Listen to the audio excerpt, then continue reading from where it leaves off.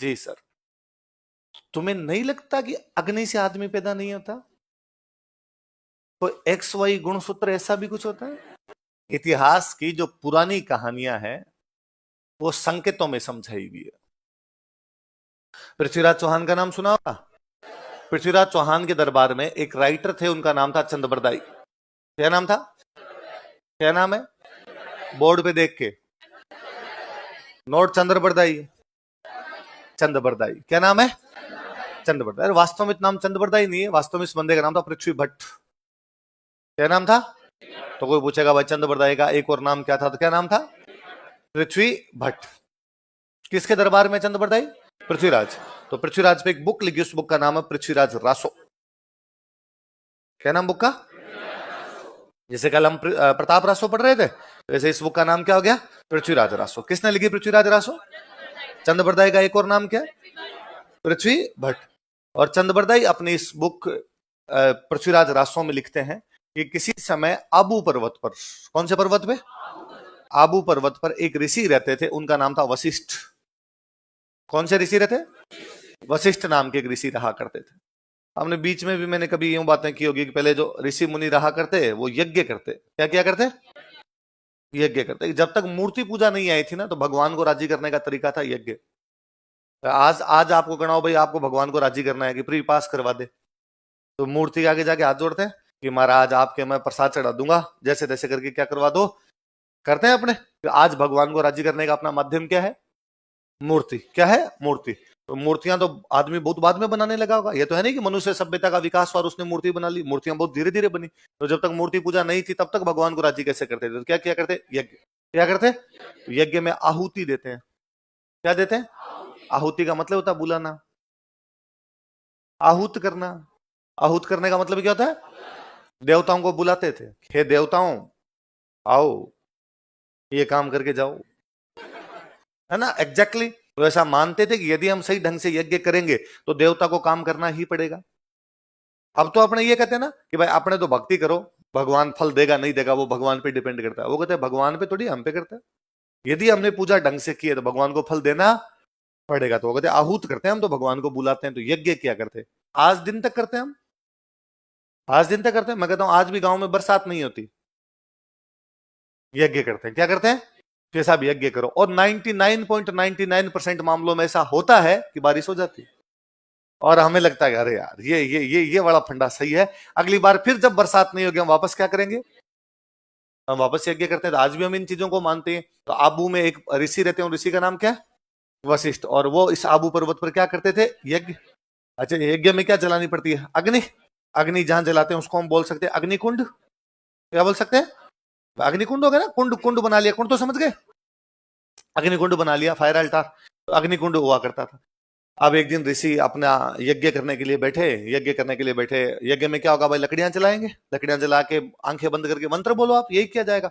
और जैसे ऋषि ने अपने मंत्र बोलने शुरू किए, कुछ राक्षस कहीं से आए, कुछ बुरे लोग कहीं से आए, और यज्ञ की जो अग्नि जल रही थी उसमें पानी फेंक के चले गए। मतलब यज्ञ की अग्नि को बुझा दिया। ऋषि बेचारा वापस खड़ा हुआ, सूखी लकड़ियां लेके आया, वापस उसने जलाया, वापस मंत्र बोलने लगा। इस बार को धूल फेंक के चला गया। कभी गाय की हड्डियां फेंक के चले जाए, कभी गाय का खून डाल के चले जाए, और नहीं तो कोई ऋषि की गुदगुदी करके भाग जाए। कुल मिला के ऋषि बेचारे अपना यज्ञ कंप्लीट है। इस बार ऋषि को गुस्सा आया। इस बार ऋषि ने वापस यज्ञ की अग्नि को प्रज्वलित किया और ऋषि ने हाथ जोड़े, हे भगवान ये कुछ राक्षस तुम्हारे यज्ञ को कंप्लीट करने नहीं दे रहे। हे अग्नि देवता मैं चाहता हूं कि तुम्हारा यज्ञ कंप्लीट हो, इसलिए हे अग्नि देवता तुम योद्धा उत्पन्न करो। क्या उत्पन्न करो? वॉरियर्स, लड़ने वाले लोग, युद्ध करने वाले लोग उत्पन्न करो। और कहते हैं उस अग्नि से 4 योद्धा उत्पन्न हुए। कितने योद्धा उत्पन्न हुए? 4 योद्धा उत्पन्न हुए। हम ये मानते चारों के नाम थे चौहान, चालुक्य, परमार और प्रतिहार। क्या नाम थे? चौहान, चालुक्य, परमार और किससे पैदा हुए चारों? अग्निकुंड। किससे पैदा हुए? अग्निकुंड। अग्निकुंड किसका था? यज्ञ का। यज्ञ कौन कर रहे थे? वशिष्ठ। कौन से पर्वत पे? तो कौन कौन से योद्धा उत्पन्न हुए? 4 योद्धा थे जिनके नाम क्या थे? चौहान, चालुक्य, परमार और इन चारों का 4 कोनों में जाके खड़े हो जाओ। ये 4 कोनों में जाके खड़े हो गए। इस बार राक्षस जब यज्ञ को डिस्टर्ब करने के लिए इन चारों ने कुट पीट के भगा दिया। तो हम कहते हैं इन चारों की उत्पत्ति अग्निकुंड से हुई। किससे हुई? इसलिए इनके नाम के साथ जुड़ गया अग्निवंशी। क्या जुड़ गया? ये थियरी देने वाला बंदा कौन है? या इसका एक और नाम क्या है? ऐसा वो अपनी कौन सी बुक में लिखते हैं? कौन से पर्वत पे, कौन से ऋषि क्या कर रहे थे? अग्निकुंड से कितने योद्धा उत्पन्न हुए? कौन कौन से?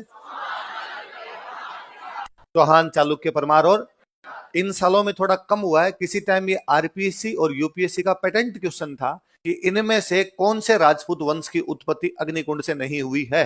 चौहान, चालुक्य, परमार, चंदेल। इनमें से कौन से राजपूत वंश की उत्पत्ति अग्निकुंड से हुई है? गोहिल, राठौड़, कछवाहा, परमार, है ना? तो ये चार नाम याद रखने। कौन कौन से चार नाम कुंड से हुई थी? क्या क्या नाम है चारों के? याद रखने वाली बात है, इन चारों के नाम याद रखने चाहिए। ऊपर नीचे लाइन हो जाए तो कोई दिक्कत नहीं। क्या क्या नाम है चारों के बताओ? चौहान, चालुक्य, परमार और प्रतिहार। उसमें भी मैं एक याद रखने वाली बात बताता हूँ। ये बुक चंद्रबरदाई लिखता है। बुक का नाम क्या है? पृथ्वीराज रास। किसका जिक्र है इसमें? पृथ्वीराज चौहान। पृथ्वीराज कौन से वंश का है? तो इस बुक में ये भी लिखा हुआ है। ये पहले तीन उत्पन्न किए थे, चालुक्य, परमार और प्रतिहार। पहले अग्निकुंड से तीन कौन कौन आए थे? उनसे पार नहीं पड़ी, इसलिए लास्ट में चौहान को लाना पड़ा। और उसने जाके भाई साहब बाद में राक्षसों को भगाया था। तो मुझे याद है एक बार आरपीसी का सवाल था कि अग्निकुंड में सबसे अंत में कौन उत्पन्न हुए थे? कौन हुए थे? क्योंकि किताब किसकी? चौहानों की। तो सर्वश्रेष्ठ कौन बताए जाएंगे? आपकी मान डाकण कौन कहे, है ना? तो कोई पूछे कि अग्निकुंड में सबसे अंत में कौन आए थे, तो कौन आए थे? सिंपल सी दिमाग में बात रखने की, जब चौहान थ्योरी दे रहे हैं तो चौहान ही बताएंगे कि साहब हम ही थे जो कुछ करने वाले थे, बाकियों को ले आए थे। पर तो ज्यादा पारे। अब ये थियरी कौन दे के गया? चंदे बरदे। इसके बाद में जो अपने राइटर हुए, जैसे अपने एक जोधपुर में एक राइटर हुए थे मुहणोत नैन्सी, पढ़ा था हमने? नैन्सी पढ़ा था हमने? नैन्सी ख्यात और मारवाड़ परगनारी विगत पढ़ा था। हम आगे जब मॉडर्न पढ़ेंगे ना तब एक राइटर और पढ़ेंगे। अपने बूंदी में एक राइटर हुए थे, उनका नाम था सूर्यमल मिश्र। क्या नाम था?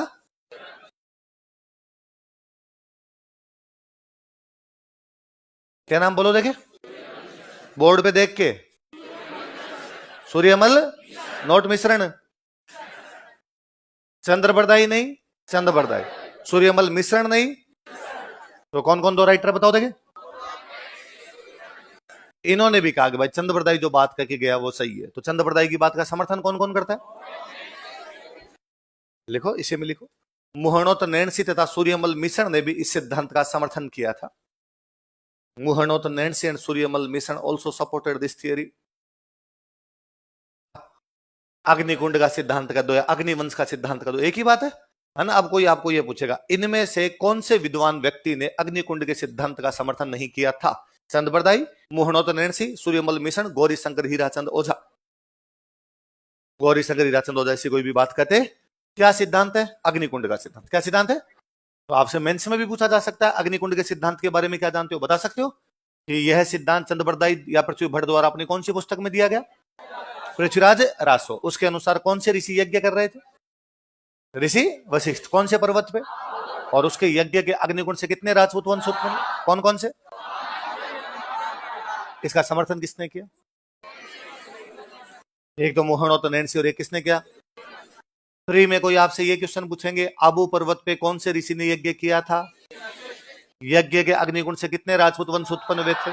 उन चार के नाम बताइए। यह सिद्धांत कौन सी पुस्तक में दिया गया था? इस पुस्तक के लेखक कौन है? इसका समर्थन करने वाले कौन कौन थे? प्री में भी पूछा जा सकता है और मेंस इंटरव्यू में भी तो पूछ सकते। तो इंटरव्यू में आपसे पूछ ले कि अग्निकुंड के सिद्धांत के बारे में क्या जानते हो, बता दोगे?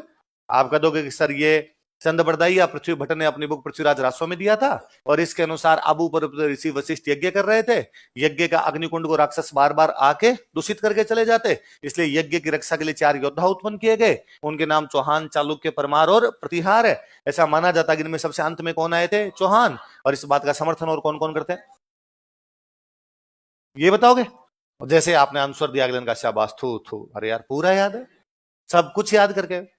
पर मैं अभी देख रहा था कि तुमने बीएससी कर रखी है। तो आपने कहा जी सर मैं मैथमेटिक्स, फिजिक्स और केमिस्ट्री का स्टूडेंट हूँ सर, या मैंने बायोलॉजी, केमिस्ट्री और फिजिक्स के अंदर या वो सीबीजेड के अंदर मैंने ये सब कर रखा है। वेरी गुड, तुम साइंस के स्टूडेंट हो, बायोलॉजी के स्टूडेंट हो। जी सर। तुम्हें नहीं लगता कि अग्नि से आदमी पैदा नहीं होता? तो एक्स वाई गुणसूत्र ऐसा भी कुछ होता है? साइंस नहीं पढ़ी तुमने? आप कहोगे हाँ सर, आज ही पढ़ा। तो सर ऐसा होता तो है। फिर यार तुम साइंस के स्टूडेंट हो के इस थियरी में विश्वास करते हो कि अग्नि से कोई पैदा हो गया, और यदि अग्नि से कोई पैदा हो जाता है तो फिर कश्मीर में फौजियों को मरवाने की क्यों आवश्यकता है? योगी आदित्यनाथ को कहो कि बाबा जी मुख्यमंत्री वाला पद छोड़ो, यज्ञ करो। समाचार आए कि कश्मीर में 4 फौजी शहीद, इधर मारे छींटे, 4 सैनिक पैदा, 4 सैनिक और भेज दिए जाए। इसके लिए हमें हमारे भाइयों को मरवाने की कोई आवश्यकता? वो क्यों वीर गति को प्राप्त हो, वो क्यों वहां पर शहीद हो? हम अग्नि से पैदा करते रहेंगे, अग्नि से पैदा कर करके वहां पर फौज भेजते रहेंगे। तो आप कहोगे हाँ जी सर, बात तो आपकी सही है। तो तुम्हें क्या लगता है फिर ये ऐसा क्यों लिखा है? हाँ सर, हिस्ट्री में फेंकी भी बातें हैं सर। होता है सर कई बार, अब झूठ है, क्या करे सर, पापी पेट का सवाल है। आरएस में सर अब यही है सर, आप तो जानते ही हो सर, मेरे से ज्यादा समझदार हो सर आप। मैं बोलना नहीं चाहता था, आपने बोल दिया, थैंक यू सर। ये जो आपने बताया बाकी बात है सर, झूठी झूठी बातें हैं, नहीं कहना, ऐसा नहीं कहना, है ना।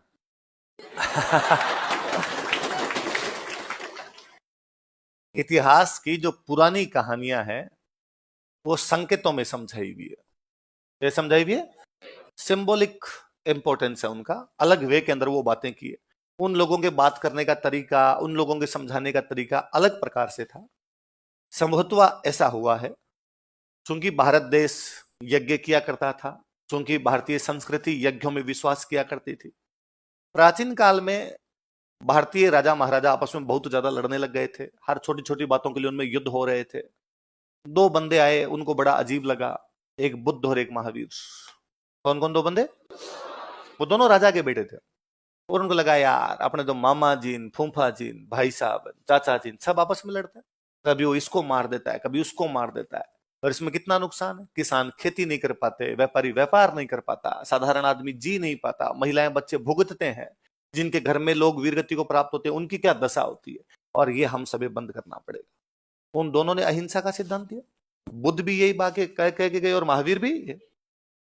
ऑब्वियस सी बात है कि उन्होंने सबसे पहले बात अपने घर वालों को समझाई होगी, अपने मामा चाचा फूफा को समझाई होगी, तो उनमें से खूब सारे जो उनके मामा चाचा फूफा राजा महाराजा थे उन्होंने बात मानी भी होगी। 100 आदमी थे, 75 ने नहीं मानी तो 25 ने तो मानी होगी, तो उन 25 ने लड़ाइयां क्या कर दी होगी बंद। कहीं ना कहीं बुद्ध और महावीर की वजह से अहिंसा का प्रचार प्रसार बढ़ा, तो भारत में लड़ाइयां क्या हो गई। कई साल तक ये चलता रहा, ठीक था, हम एक ही संस्कृति को मानने वाले लोग थे।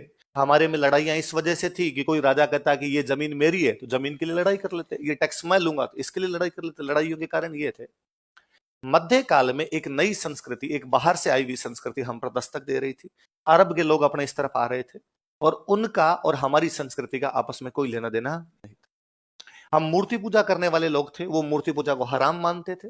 हम यज्ञ करने वाले लोग थे, वो यज्ञ में कोई विश्वास नहीं करते थे। हम गाय को माता मानते थे, वो गाय को काट के खा जाया करते थे। संभवतः ऐसे कुछ लोग हमारे यज्ञों में विघ्न डाल रहे हैं, ऐसे कुछ लोग हमारे मंदिर तोड़ रहे हैं, ऐसे कुछ लोग यहाँ पे गायों को काट काट के खा रहे हैं, ऐसे कुछ लोग महिलाओं बच्चों के साथ में बुरा बर्ताव कर रहे हैं। तो कोई एक ऋषि है जिसका नाम वशिष्ठ रहा होगा। नाम क्या रहा होगा?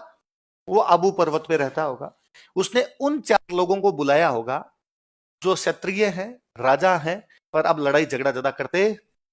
उसने उन 4 को बिठा के समझाया होगा कि पहले जब आपस आपस की बात थी तो हमने लड़ाइयां बंद कर दी, लेकिन अब लड़ाइयां बंद करने से पार पड़ेगी। डांगर ने घिरे दकल्याण से लाठाई खेत रुखाली से। डांगर मतलब पशु, डांगर मतलब डांगर ने घिरे दकल्याण से, दकालना मतलब धमकाना, दकालना मतलब किसान अपने खेत में सो रहा है, एक पशु घुस गया, तो किसान है ना दूर से पैर पटकता है कि भाग जाए। तो हिरण है, नीलगाय है, कोई गाय घुस गई, वो बाहर से पैर पटकने से चली गई, लठ लेके खड़ा हुआ और भाग गया तो ठीक है, वरना लठ मारता है। डांगर ना घिरे दकाल्याण से, यदि पशु धमकाने से बाहर नहीं जाए, लाठाई खेत रुखाली जाए, तो खेत की रखवाली करने के लिए क्या उठाने पड़ते हैं। अब हमारी पार नहीं पड़ेगी, हमें युद्ध करने पड़ेंगे। इसी ऋषि ने, उसका नाम वशिष्ठ रहा होगा, किन्हीं 4 लोगों को जिनके नाम चौहान, चालुक्य, परमार और युद्ध के लिए तैयार किया। किसके लिए तैयार किया? हमें इस बात को मानने में कतई कोताही नहीं है कि उन 4 ने, वो जो चौहान, चालुक्य, परमार, प्रतिहार थे, इस भारतीय सभ्यता और संस्कृति की रक्षा के लिए उन यज्ञों को बचाने के लिए, मां बहनों की इज्जत को बचाने के लिए, उस गाय माता की रक्षा के लिए, उस धरती की रक्षा के लिए अपने जी जान की बाजियां लगाई। और अरब के लोगों से उस समय सबसे अधिक कोई वंश लड़े थे तो वो लड़ने वाले 4 वंश थे। कौन कौन से?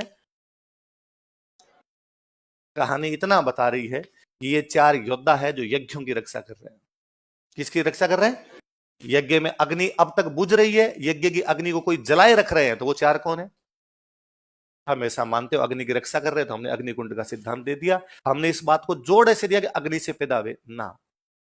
कहने का मतलब केवल इतना। फिर मैं एक और दूसरा बताऊं आप। अपने सुनते हैं कि किसी राजा ने अश्वमेध यज्ञ किया। सुनते हैं क्या होता है अश्वमेध यज्ञ? घोड़ा छोड़ना है, जहां जहां हमारा घोड़ा जाएगा वो जमीन। तो यज्ञ करने की क्यों जरूरत है? यूं ही घोड़ा छोड़ दो भाई, जमीन जो जीतनी है। मैं एक राजा हूं और मेरे को ये वाली जमीन जीतनी है, तो मैं घोड़ा छोड़ दूं कि भाई घोड़ा इधर गया, इनमें से कोई लड़ लेगा तो ठीक है, ये वरना ये जमीन मेरी, ये लड़ लेगा तो जमीन मेरी, ये लड़ लेगा और हार गया तो ये जमीन भी मेरी। यज्ञ क्यों किया मैंने? अश्वमेध यज्ञ, खाली अश्व ही तो छोड़ना है, क्योंकि हम मानते थे कि जो भी काम किया जाए देवताओं के आशीर्वाद से किया जाए। और देवताओं को बुलाने का तरीका कौन सा? देवताओं को बुलाने का तरीका कौन सा? तो वो ऋषि जब इन 4 को तैयार कर रहा होगा, चौहान, चालुक्य, परमार, प्रतिहार को, इनको कहा जाओ लड़ो तुम जाके, भारतीय सभ्यता और संस्कृति की रक्षा करो, तो इन 4 ने भी कहा साहब कैसे पार पड़ेगी अपने, यार ये बाहर वाले शक्तिशाली पार कैसे पड़ी होगी? ऋषि ने कहा चिंता मत करो, मैं तुम्हें देवताओं से आशीर्वाद दिलवाता हूं। देवताओं से क्या दिलवाता हूं? यज्ञ किया होगा। ये कॉन्फिडेंस का खेल है। मैं कहता हूं कई बार आपकी तैयारी अच्छी है, आप पढ़ रहे हैं, फिर भी आपको थोड़ा डर सा लगता है। इतने में कभी मम्मी फोन करके कहती है कि आज वो एक पंडित जी घर पे आए थे और उन्होंने कहा था तेरा इस बार आरएस में सिलेक्शन हो जाएगा। पंडित जी के कहने से नहीं होता, पर अपना कॉन्फिडेंस बढ़ता है। आपने लगता है उसने बात कही, इसका मतलब कहीं ना कहीं कुछ ना कुछ डर के आगे जीत है। एक आप डरते डरते कोई काम करते हैं, एक अंदर आपके थोड़ा कॉन्फिडेंस होता है, तब आप काम करते हैं। अपनी तैयारी होती है, बहुत अच्छी तैयारी होती है, फिर भी हम एग्जाम देने जाते हैं, उस दिन देवता के हाथ जोड़ के जाते हैं। हमें थोड़ा कॉन्फिडेंस फील करना होता है कि नहीं, बालाजी महाराज साथ में है, अपने को डरने की कोई आवश्यकता, बस इतना सा। ऋषि ने उन 4 को बिठाया होगा, उन 4 को बिठा कहा होगा देवता तुम्हारे साथ है, तुम्हें डरने की कोई आवश्यकता। देवताओं को बुलाने का तरीका कौन सा था? इसलिए यज्ञ की कहानी जुड़ी। यज्ञ में गाय का खून डाला जा रहा है, मतलब वो बाहर के लोग हैं जो गाय को काट काट के खा रहे हैं, वो कहानी जुड़ी। 4 योद्धा लड़ नहीं रहे होंगे, उनको लड़ने के लिए प्रेरित किया होगा, कैसे न कैसे करके मोटिवेट किया होगा। बस ये यज्ञ की कहानी। यज्ञ की कहानी का मतलब कतई नहीं है यज्ञ के अंदर से लोग पैदा हो गए। यज्ञ की कहानी का मतलब केवल इतना है, यज्ञ की रक्षा कर रहे हैं, रक्षा करने वाले 4 लोग हैं। यज्ञ का मतलब केवल यज्ञ नहीं है, यज्ञ का मतलब भारतीय संस्कृति है। भारतीय संस्कृति का बाहर के लोग पतन कर रहे थे, बाहर के लोग तोड़ रहे थे, उसमें विघ्न डाल रहे थे, उसको पूरा नहीं होने दे पा रहे थे। उस यज्ञों को पूरा करने के लिए, उस संस्कृति को बचाने के लिए, उस धरती को बचाने के लिए एक ऋषि प्रयास कर रहा है। तो उस ऋषि के प्रयास में 4 योद्धा उसके सहायक है। उन 4 योद्धाओं के नाम क्या है? चौहान, चालुक्य, परमार और बोले पड़ी। तो अगला कभी आपसे कोई पूछ ले कि यार यज्ञ से कैसे उत्पन्न हो सकते हैं, आप कहना एग्जैक्टली सर, मैं इस बात में पूरी तरीके से विश्वास करता हूं कि यज्ञ से इस प्रकार से उत्पन्न नहीं होता है। कहानी का यहाँ पर सांकेतिक महत्व है, कहानियों के माध्यम से चीजें समझाई गई है। कितना है सर कि भारतीय संस्कृति को नुकसान पहुंचाया जा रहा है, कोई एक ऋषि हमारे 4 योद्धाओं को मोटिवेट कर रहा है। वो 4 योद्धा हो सकते हैं पहले क्षत्रिय रहे हो, महावीर और बुद्ध के प्रभाव में लड़ाइयां छोड़ चुके हो। यह भी हो सकता है 4 बॉडी बिल्डर हो, जिम जाने वाले 4 जोरदार बंदे रहे हो, उनको कहा होगा तुम लड़ने के लिए जाओ यार। हो सकता है कुछ जनजातियां रही हो, कि जंगल में कबीलों के सरदार रहे, उन कबीलों के सरदार को बुला के कहा होगा कि यार इस प्रकार से तुम लड़ो, वो लड़ने के लिए गए होंगे। पर कोई ना कोई 4 हमारे मजबूत पिलर है, 4 स्तंभ है, जिसको उसने बुला के समझाई, उन लोगों ने लड़ाइयां की। और हम देखते हैं कि इन सब की लड़ाइयां इन्हीं चीजों के लिए, भारतीय संस्कृति को बचाने के लिए लोग सबसे अधिक लड़े थे। वो 4 लोग कौन कौन? क्योंकि इस कहानी को चौहानों ने बताया तो उन्होंने कहा इसमें सबसे जोरदार हम लड़े, है ना। मैं आगे बताऊंगा, आगे परमारों की कहानी सुनाऊंगा, तो परमार तो कहते हैं केवल हम लड़े, बाकी 3 थे ही नहीं। इनका बाकी में लेना देना नहीं था भाई साहब, हम ही थे। और वो तो कहते हैं हमारा तो नाम इसीलिए, पर का मतलब दुश्मन, मार मतलब मारने वाला, दुश्मन को मारने वाला, पर मार, इसलिए हम परमार है। इन चालुक्य चौहानों की क्या इधर है, कुछ भी लेना देना नहीं है इनका। कहानी को अपने अपने हिसाब से प्रेजेंट किया जाता है, उन लोगों ने वैसे कर दी। पर ज्यादा पॉपुलर जो कहानी हुई कौन सी हुई? चौहान वाली है ना, पृथ्वीराज रासो। पृथ्वीराज रासो बहुत फेमस रही। हाँ, कौन से 4 है बताओ देखे? चौहान, चालुक्य, परमार और पृथ्वीराज। चलो अब आगे बढ़ते हैं इसके बाद आगे।